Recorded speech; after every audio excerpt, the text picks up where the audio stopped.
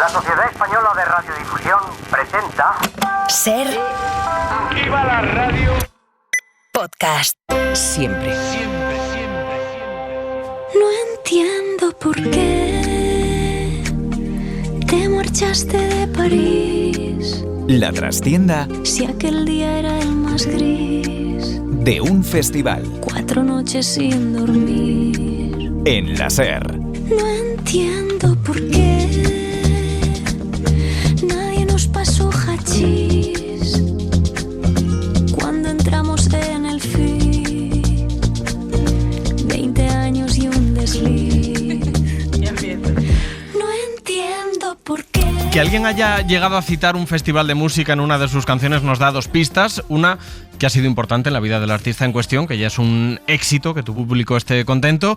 La otra, que es importante, no hay duda, si no fuese por los años de la pandemia, el FIB, el Festival Internacional de Benicàssim, en la provincia de Castellón, celebraría este año su edición número 30. En los estudios de Radio Jerez está Joan Vic. Hola. Hola, ¿qué tal? Joan, empezaste trabajando en la primera edición del festival, 1995, me parece, ¿no?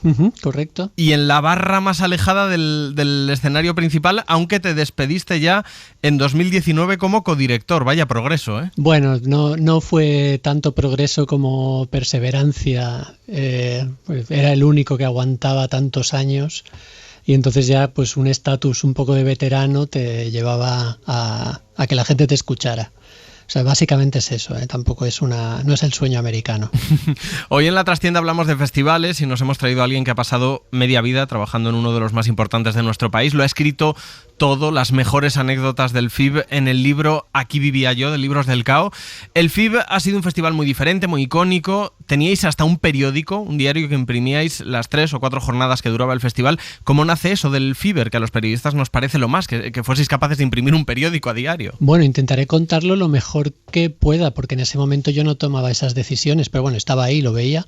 El FIB tenía una colaboración muy estrecha con algunos periodistas del Diario Mediterráneo y eso llevó a una propuesta de hacer su propio periódico en las rotativas del diario en Castellón. Y con una serie de periodistas musicales, como el FIB también en sus inicios había estado relacionado directamente con la revista Espiral, una revista musical que se hacía en Madrid también, pues tenía muchísimos periodistas musicales en nómina, tanto como trabajadores o como amigos o como gente que asistía a todos los conciertos y todos los fines de semana a la Sala Maravillas en Madrid. Entonces fue muy sencillo crear un grupo de redactores y redactoras dirigidos por Elena Cabrera, que ahora está de jefa de cultura en el diario.es, que pues eso, que cada noche escribían hasta las 6 de la madrugada, mandaban un disquete en taxi a Castellón y a las 10 de la mañana teníamos los periódicos calentitos para cuando la gente se despertaba y se contaba lo que había sucedido la noche anterior, como un periódico. Qué pasada. Oye, ¿y qué supone para el entorno la celebración de un festival? En el caso del FIB, tú llegas a contar que se agotaban las existencias de preservativos, de ibuprofenos. ¿Qué genera un festival de este tamaño en una ciudad o más bien en un pueblo como Benicàssim? Sí, yo creo que los primeros años desbordó la ciudad porque no esperaban esa afluencia y creo que no estaban preparados para atender ese tipo de invasión. Creo que ya con los años el pueblo estaba más que preparado para ello y muy concienciado, porque obviamente cada verano era lo mismo y ya todo el mundo estaba muy preparado, pero es cierto que en los primeros años se desbordaba todo y los años de más éxito, el último que yo recuerdo fue 2017, con más afluencia, pues se seguían desbordando también, por supuesto, bares, restaurantes, hoteles, alojamientos turísticos en general y colas en los supermercados. Ese tipo de situaciones seguían ocurriendo porque obviamente se más que duplicaba la población de la localidad. En esos últimos años en los que estuve yo teníamos incluso un supermercado en el camping. ¡Qué bueno! Porque eso, venía muchísima gente. En este programa, en La Trastienda, lo que nos gusta es entender el trabajo de la gente, saber qué hacen, pero lo de organizar un festival es todo hasta puntos que no llegaríamos a imaginarnos. No solo cerrar un cartel, que es lo que podemos suponer, lo que ya hemos escuchado. Vosotros habéis llegado a fletar un barco desde Castellón acogiéndoos a la normativa de procesiones marítimas o incluso...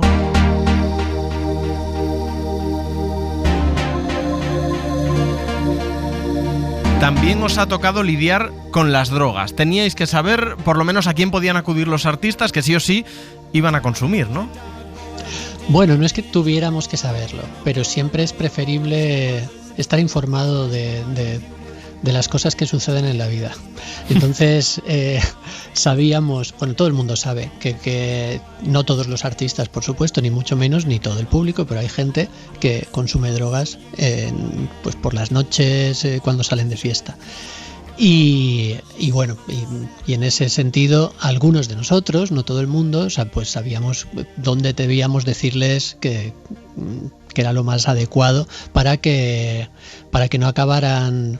Me ha hecho gracia la canción que habéis puesto al principio, que decía nadie nos ofreció hachís, porque claro, nadie iba ofreciendo hachís por ahí. Pero sí que es verdad que muchos músicos nada más llegar lo primero que hacían era preguntar. Y puestos a que pregunten por la calle, pues mucho mejor decirles, no, mira, pregunta a este que te va a guiar y te va a decir dónde. O sea, casi por una cuestión de seguridad por ellos, ¿no? Y por nosotros, porque al final lo que queremos es que estén en buenas condiciones y ofrezcan su espectáculo. Oye, que ¿y no cuánto... se quede uno tirado en un rincón? Te iba a preguntar, ¿cuánto cuesta un concierto? Porque esto a la gente seguro que le interesa mucho. No sé por quién habéis pagado más, menos. No sé si aquí también hay, yo qué sé, inflación. Sí, ha habido inflación, por supuesto, muchísima. Los cachés pues dependen muchísimo de la capacidad de atracción y de venta de entradas de cada artista en concreto. Pero en mis 25 años, ya mi último año fue en 2019, y este negocio avanza muy rápido, así que yo qué sé, puede haber cambiado, puede haber aumentado, dudo mucho que haya bajado. Lo que más pagué yo fue 1.200.000 euros por un concierto a los Red Hot Chili Peppers. Ostras, ¿y lo más barato que puede ser?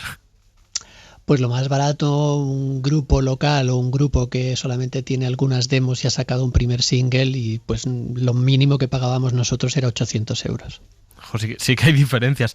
A la hora de organizar un festival, no sé cómo gestionáis, por ejemplo, una crisis, que supongo que hay varias a lo largo de los días que dura. Yo que sé, un artista que no llega, un retraso porque cae el chaparrón del siglo, la ventisca del milenio. ¿Cómo se gestiona todo eso? Bueno, supongo que depende del tamaño del festival, de lo bien engrasada que esté la maquinaria. En el FIB con los años, obviamente, después de tantos años había mucha experiencia y sabíamos no solamente cómo reaccionar, sino también teníamos ya los recursos para poder reaccionar rápidamente a muchas de estas situaciones. Pero igualmente hay muchas, como lo que dices, un artista que no llega, ¿qué haces con eso? No, hay que improvisar muchas veces sobre la marcha con ciertas cosas que pueden suceder, pero eso, yo creo que sobre todo previniendo. Te pasas todo el año trabajando para un evento que dura 3 días, 4 a lo sumo, y hay que prevenir y prever todas las posibles situaciones que vayas a tener para saber cómo reaccionar ante esas situaciones. Entonces, a medida que van pasando, también amplías ese protocolo y cada vez tienes más recursos para más situaciones. Pero la realidad siempre acaba sorprendiéndote. Una cosa que nos llama mucho la atención, seguro que tienen más de mito o mucho de mito, pero son las exigencias de los artistas. Yo que sé, cosas como la leyenda esta de los M&M's marrones de Van Halen, que no sé si es verdad o no, pero ¿qué es lo más loco que os han llegado a pedir, a exigir un grupo, un artista?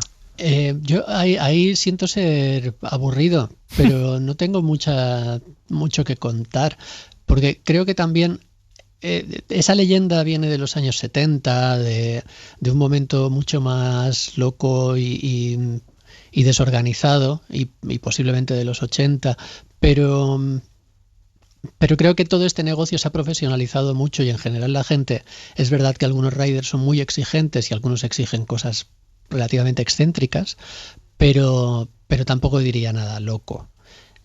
No sé, ahora por ejemplo, y esto es algo que he vivido de primera mano, en un grupo en el que toqué yo, en el rider pedíamos colirio, solamente porque era una cosa que la cantante usaba, pero sabíamos que si había colirio se habían leído el resto del rider y que todo iba a estar cubierto. Ya simplemente el detalle de ver cómo, vale, se lo han leído. Pero es un poco ponerlos a prueba, no tampoco pasaba nada, o sea, nadie iba a decir, pues no toco porque no hay un bote de colirio. Tú has estado en los dos lados, el del artista, el del festival, no sé cuál es más complicado o con cuál has empatizado más. Yo siempre empatizo más con el artista, lo que me ayuda mucho es haber estado en todos los lados, también he sido periodista musical, ahora soy manager, entonces me ayuda a pensar un poco, a ponerme en la piel del otro, pero en este negocio, bueno, primero hay que pensar en el público, que es del que depende todo, y luego yo creo que sobre todo hay que empatizar con el artista porque es el eslabón frágil. O sea, a pesar de que son los que mandan, a la vez solamente tienen esa carrera y es una carrera muy insegura y son ellos los que están en la carretera y durmiendo poco. Supongo que una de las cosas más complejas de la organización de un festival es la seguridad, lidiar con masas enfervorecidas, con mucho alcohol en vena, algunos con lo que no es alcohol. Aún así vosotros, en el caso del FIB, tú cuentas que le pedíais a los responsables de la seguridad mucha mano izquierda, ¿no? Precisamente por eso, porque la gente ha ido a divertirse. Entonces es verdad que hay veces en los que la gente en sus momentos de euforia puede hacer cosas que no sean exactamente lo ideal para mantener el orden y para eso estamos y hay que controlar eso y hay que mantener ese orden, pero a la vez creo que hay que ser un poco empáticos y entender que son jóvenes y se están divirtiendo. O sea que tampoco... nuestra idea era que no somos policías, lo que estamos haciendo es intentar que todo el mundo esté seguro y que todo el mundo esté bien. Oye, quiero que me cuentes lo de la piscina, porque muchos de los que hemos ido no teníamos ni idea. Yo, de hecho, he alucinado leyendo el libro. Construisteis una piscina para los artistas, porque en la ubicación anterior que tuvo el FIB se había convertido como una especie de icono del festival para ellos, ¿no? ¿Cómo es esto? Sí, exactamente. Las tres primeras ediciones fueron en el velódromo de Benicàssim, y allí había una piscina olímpica, y el backstage se situó, o sea, el escenario, la parte de atrás del escenario, el backstage, estaba justo en los terrenos de la piscina. Por lo tanto, el backstage tenía una piscina. Y eso, en esos 3 primeros años, se convirtió en algo ya casi mítico. O sea, hay que ir al FIB porque es que hay una piscina ahí detrás y ves conciertos y cuando no estás viendo conciertos te vas a la piscina a darte un chapuzón. Entonces, entre los artistas, entre los managers, las discográficas, se hablaban de ello y era uno de los grandes atractivos del festival, más que la playa prácticamente, porque al fin y al cabo para ir hasta la playa pues había que caminar un rato porque no estaba al lado, no estaba a pie de playa y en cambio pues la piscina la tenías ahí al lado del camerino. Entonces cuando se cambió el recinto, eso fue una decisión de José y Miguel Morán, los directores de entonces, pensaron que era importante mantener ese atractivo. Y en el momento en el que se empezó a diseñar el nuevo recinto y a poner en los lugares donde estarían los escenarios, donde estaría el backstage, pues allí se puso también una piscina con su césped y se llevaban unas tumbonas y se sembraron unas palmeras y había allí un espacio que fue bastante mítico durante años. Luego, unos años después, cuando los hermanos Morán vendieron el festival, lo compró Vince Power, un empresario británico. Uh-huh. Creo que fue el año 2009, que se estaban vendiendo tantas entradas que íbamos a colgar el cartel de sold out, de no hay entradas, pero Vince Power se le pusieron los ojos del tío Gilito y dijo, no, lo que vamos a hacer es mover el escenario hacia atrás. Para mover el escenario hacia atrás había que cubrir la piscina. Y entonces se acabó la piscina. Oh. Que supongo que le vinieron muy bien económicamente a Mr. Power, pero se acabó con ese atractivo del backstage del festival. ¿Y los artistas entiendo que lo recriminaron o qué o no? Sí, bueno, en ese momento, ya en la segunda década de los 2000, ya había muchísimos festivales. Es que durante muchos años el FIB era la cita obligada, incluso para gente que no venía a tocar, porque era donde todo el mundo se encontraba. Entonces, creo que ya para 2010, 2011, 2012, pues ya la gente podía elegir mucho más entre muchos otros festivales y había otras creo que igual sí hubo gente que se quejó, pero tampoco, no hubo ninguna manifestación frente a las oficinas ni nada parecido. Y eso, que vosotros llegasteis a tener manifestaciones hasta por poner música electrónica, no será porque no se os hayan quejado a lo largo de la historia, ¿no? Desde luego, quejarse es una de las cosas que define al público del indie. Oye, en este programa tenemos una sección sobre marcas y el logotipo del FIB es una de las más reconocibles. Yo creo que no hay un festival o no me viene uno que tenga una imagen tan marcada, pero resulta que el Partido Socialista os llegó a plagiar el logo del FIB. ¿Cómo es esto? Sí, nunca se habló con ellos realmente. Contra mi voluntad, porque yo no quería denunciarlos, pero sí quería decirles algo como, oye, ¿esto qué es? Sí, el logo del FIB, como dices, es muy reconocible. Es un diseño de Pepe Jamón, un diseñador de Madrid, que sigue trabajando en música y haciendo muchas cosas. Y el diseño fue evolucionando durante los años. Si ves los carteles de 1996, 97, 98, se ve cómo va perfeccionando ese logo hasta que creo que es en el 99 o en el año 2000. Ese logo ya queda clavado como el logo que conocemos ahora, que es un logo que ya es imposible de cambiar. Mientras exista el FIB, ese logo es importantísimo, porque es como dices, yo creo que no hay ningún festival, no ya en España, yo creo que en el mundo, que lo reconozcas inmediatamente a través de un logo simplemente. Y bueno, vimos una vez que una acción que había hecho el PSOE para los jóvenes, pues habían hecho unos carteles en los que habían plagiado el logo. O sea, habían utilizado el logo para hacer un logo propio de su actividad. Tampoco era una cosa que hubiera circulado mucho y tal, o sea, tampoco había que quejarse mucho, pero sí que la verdad es que era bastante gracioso que llegase a ese punto en el que eso, que forma parte de el logo del FIB, creo que ya forma parte de la cultura visual de muchas generaciones. Y hablando del PSOE o de la política, Andrea Levy, Pedro Sánchez, incluso la reina Leticia han pisado muchísimos conocidos el FIB y ha sido también escenario de intereses políticos. Algunos yendo, yo creo que sumaban o querían sumar puntos a su imagen, puede ser el caso del ahora presidente del gobierno, que también recibió críticas por asistir al FIB. Probablemente fue de la primera vez que oímos hablar del Falcon. Otros hacían sus estratagemas de política local, como el expresidente de la Diputación de Castellón, Carlos Fabra, que os aprovechó una rueda de prensa para la candidatura local de Benicàssim, ¿no? Sí, bueno, son casos diferentes, claro. Yo creo que tanto a Andrea Levy como a Pedro Sánchez les gustaba la música y querían venir a ver conciertos. Y la reina Leticia y mucha más gente que ha venido. Y no sé, recuerdo... seguro que ha venido muchísima gente que ha ido al festival, muchísima gente que ha estado en política y en puestos de responsabilidad, porque todo el mundo ha sido joven o hay mucha gente a la que le gusta la música. Y luego está la política local, que es otra cosa para darle de comer aparte, no solamente en Castellón, yo creo que en cualquier región de nuestro país.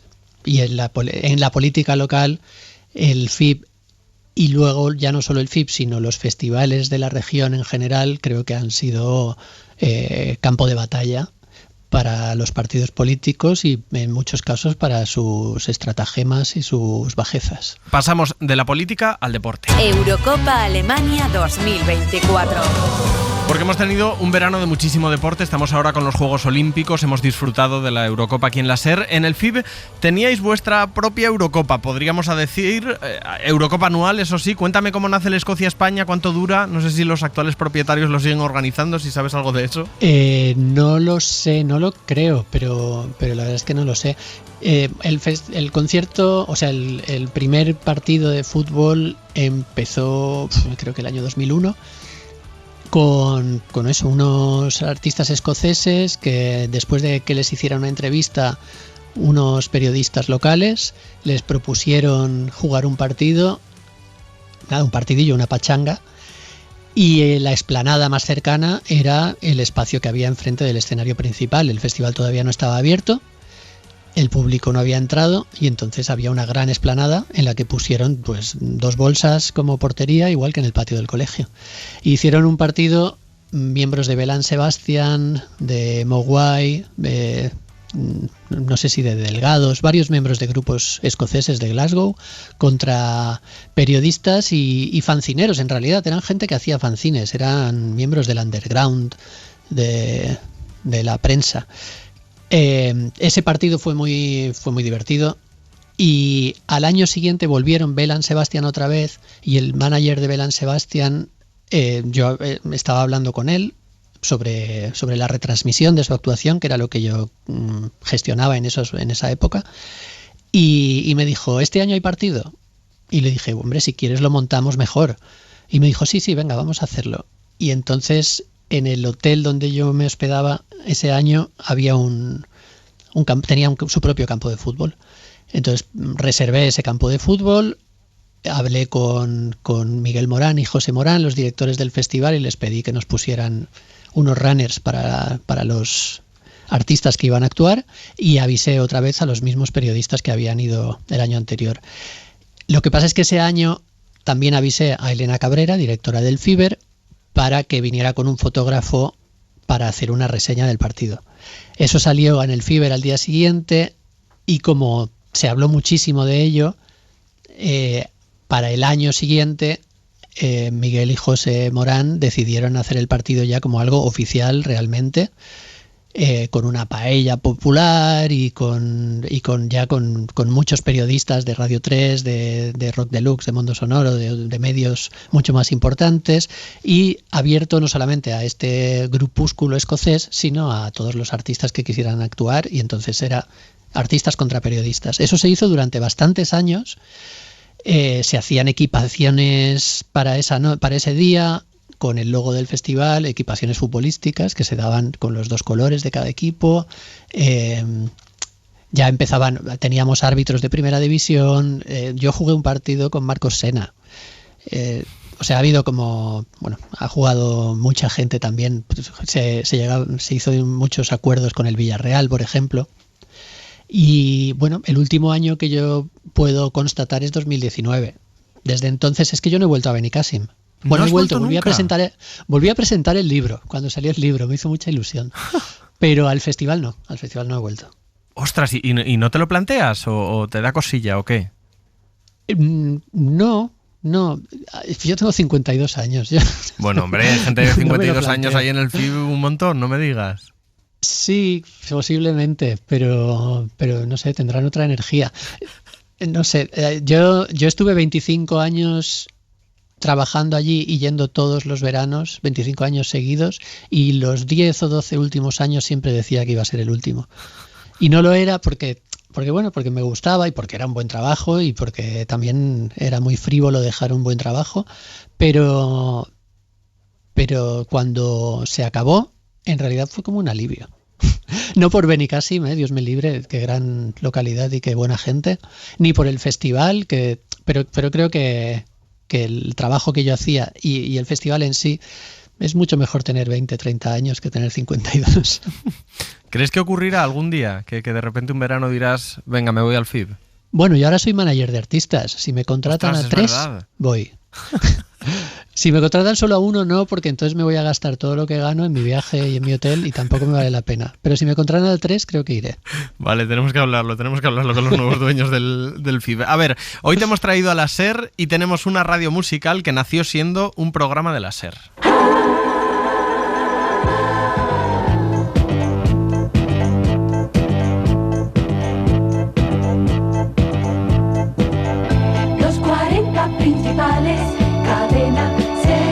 Los 40, entonces los 40 principales. Dices que es la emisora más odiada por los indies, que resulta que escucháis todos Radio 3 a todas horas.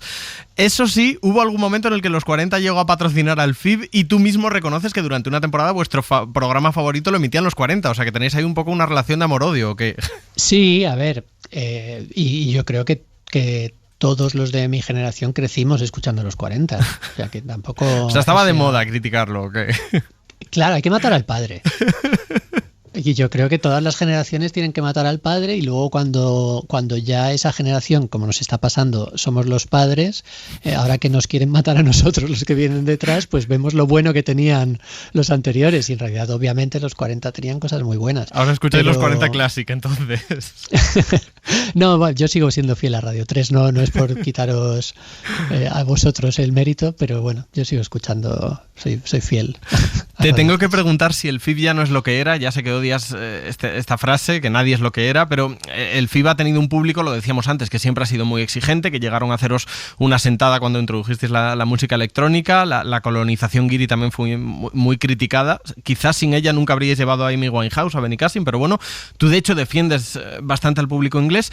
Es verdad y es objetivo que lo de ahora es muy diferente al FIB que vosotros dejasteis, se ha convertido en un festival que se basa un poquito en el modelo Ryanair, ¿no? De los comienzos en los que era gratis acampar, ahora en la que te cobran un suplemento hasta por ducharte. Así que, aunque no te guste, ¿el FIB ya no es lo que era? Bueno, vaya por delante que yo no... El FIB es mi equipo. O sea, yo he crecido allí y me he educado allí y he vivido allí tantas cosas tan importantes en mi vida que es posible que en algunos momentos... ya que estamos en tiempo de Eurocopa y hemos hablado antes de fútbol, es posible que en algunos momentos no esté yo de acuerdo con el entrenador o con el presidente que tiene mi equipo, pero es mi equipo. Y entonces, pues yo no voy a emitir juicios ahora mismo sobre algo en lo que yo no participo, ni siquiera voy, no soy el público objetivo. Entonces no estoy cómodo. Pero, como dices, que en el libro precisamente... te has dejado la segunda parte, que la gente siempre durante muchos años nos decía, el FIB ya no es lo que era, y mi respuesta siempre era, cariño, tú ya tampoco. Tú tampoco entonces, ¿no? Claro, yo no soy el que era, a pesar de que bueno, dentro de mi decadencia, pues me mantengo bastante fiel a los ideales que tuve desde el momento en el que decidí cómo quería ser y quién quería ser. Pero sí, obviamente todos vamos cambiando con el tiempo, con las derrotas y con los desencantos.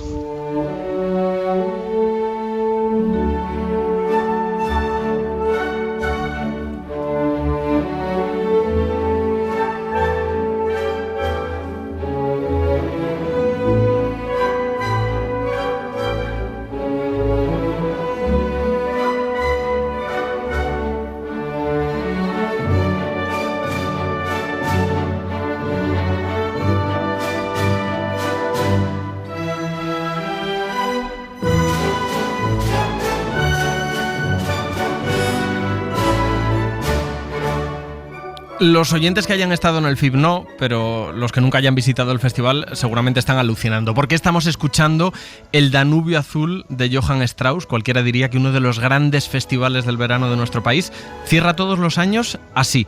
Tú en el libro te has llegado a imaginar una explicación, aunque no tienes ni idea del por qué. No sé si después de publicarlo has descubierto algo más, si alguien que te haya leído te ha contado cómo surge la idea de cerrar así cada año el escenario principal. Pues no he averiguado nada más, también he de decir que no he hecho ningún esfuerzo por averiguarlo, pero no, sigo sin saber de dónde surgió esa idea. Eso, a mí me gusta pensar que esa idea surgió de los mismos técnicos, porque hasta que una cosa se convierte en tradición, pues se tiene que hacer unas cuantas veces seguidas.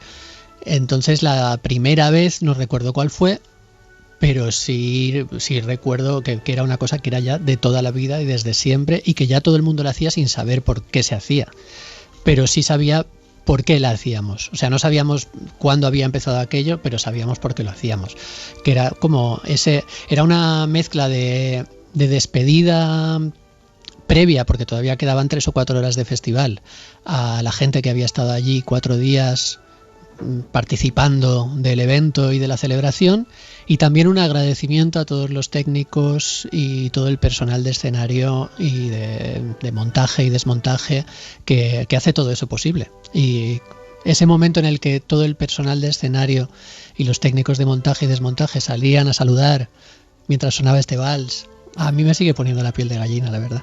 Sabes que a día de hoy lo siguen haciendo, ¿no? Porque como me dices que ya no vas, yo te confirmo que los FIBs actuales siguen terminando así. Qué bien, que me alegro muchísimo, porque creo que hay cosas que son más importantes que la gente que esté al frente. Y de hecho eso es evidente, o sea, el festival lo montaron los hermanos Morán con Luis Calvo y Joaco Ezpeleta. Luis y Joaco lo dejaron a los 3 años. Los hermanos Morán levantaron el festival y lo convirtieron en lo que es, pero luego lo vendieron y lo compró Vince Power, y después Vince Power lo volvió a vender, lo compró Melvin Benn, y Melvin lo volvió a vender y lo compraron The Music Republic, que son los actuales propietarios.